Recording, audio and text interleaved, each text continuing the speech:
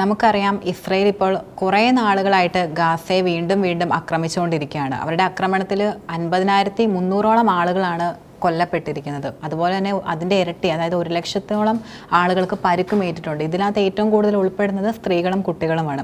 അപ്പോൾ ഇസ്രയേൽ ഒരു വംശഹത്യ തന്നെയാണ് ഗാസയിൽ നടത്തിക്കൊണ്ടിരിക്കുന്നതെന്ന് നമ്മൾ അടുത്തിടെ റിപ്പോർട്ടുകളെല്ലാം പുറത്തു വന്നിരുന്നു. അപ്പോൾ ഇപ്പോൾ ഏറ്റവും കൂടുതൽ പുറത്തു വന്ന റിപ്പോർട്ട് സൂചിപ്പിക്കുന്നതെന്ന് പറയുന്നത് ഇസ്രയേൽ അവരുടെ ആക്രമണത്തിൽ നടത്തിയ മാധ്യമ പ്രവർത്തകരുടെ എണ്ണം വളരെയധികം കൂടുതലാണെന്നാണ്. അത് കമ്പയർ ചെയ്ത് നോക്കുമ്പോൾ രണ്ടാം ലോക മഹായുദ്ധത്തെക്കാളും മറ്റ് ലോകത്ത് നടന്നിട്ടുള്ള എല്ലാ യുദ്ധങ്ങളെ വെച്ച് കമ്പയർ ചെയ്യുകയാണെങ്കിൽ അത് ഏറ്റവും കൂടുതലാണെന്നാണ് ഇപ്പോൾ പുറത്തു എന്ന റിപ്പോർട്ടുകൾ സൂചിപ്പിക്കുന്നത്. അതായത് മാധ്യമപ്രവർത്തകരെ മാത്രം ലക്ഷ്യം വെച്ചിട്ടുള്ള ഒരു യുദ്ധമാണ് നമുക്ക് പറയാം. കാരണം ഒരു തരത്തിലും അവിടെ നടക്കുന്ന കാര്യങ്ങൾ എന്താണെന്ന് പുറം ലോകം അറിയാൻ പാടില്ല എന്നൊരു ഇന്റൻഷൻ എടുത്തിട്ടുള്ള ഒരു ഇസ്രായേൽ നമുക്ക് കാണാം അല്ലേ. കാരണം ഈ പാലസ്തീനിലെ ഗാസയിലും നടത്തിയിട്ടുള്ള ഇസ്രായേൽ നടത്തിയ ആക്രമണങ്ങളിൽ ഏറ്റവും കൂടുതൽ പ്രതിഷേധിച്ച ഒരു ഗ്രൂപ്പ് എന്ന് പറയുന്നത് മാധ്യമ പ്രവർത്തകർ തന്നെയായിരുന്നു. കാരണം എങ്കിൽ മാത്രമേ ഉള്ളൂ, മാധ്യമങ്ങളിലൂടെ മാത്രമേ ഉള്ളൂ ഇത് പുറം ലോകം കാര്യങ്ങൾ സത്യാവസ്ഥ എന്താണെന്ന് അറിയിക്കുകയുള്ളൂ. കാരണം അല്ലാത്ത മറ്റൊരു രീതിയിലായാലും അവിടുത്തെ വൈഫൈ ആയാലും അല്ലെങ്കിൽ നെറ്റ് കണക്ഷൻസും മറ്റു കാര്യങ്ങൾ വൈദ്യുതി ആയാലും എല്ലാം തന്നെ അവർ മുടക്കിയിട്ടുണ്ടായിരുന്നു. അപ്പൊ പുറം ലോകവുമായിട്ട് ഇവർക്ക് യാതൊരു വിധത്തിലുള്ള ഒരു സമ്പർക്കം പുലർത്താൻ കഴിയില്ല. ഇവിടെ നടക്കുന്ന കാര്യം എന്താണെന്നും ബാക്കിയുള്ള ജനതയിലേക്ക് അറിയിക്കാൻ കഴിയില്ല.